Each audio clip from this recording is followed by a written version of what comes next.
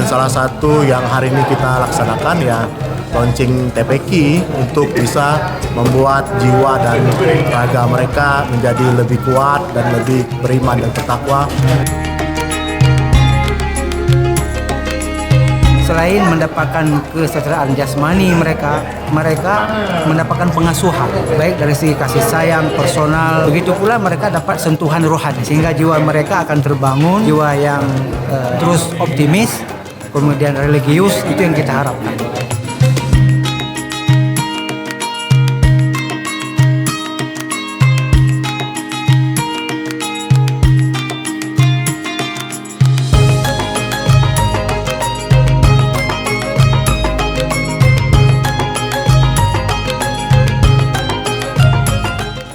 Assalamualaikum warahmatullahi wabarakatuh.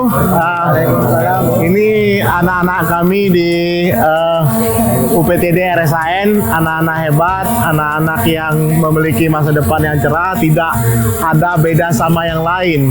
Mereka menjadi orang-orang terbaik nanti di masa yang akan datang.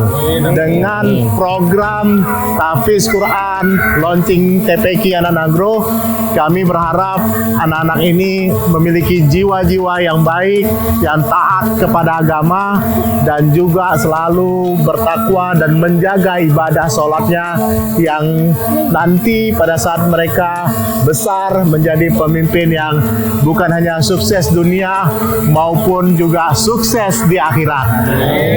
UPTD Rumus Sejahtera Anak-anak Grow, keren, Allahu Akbar.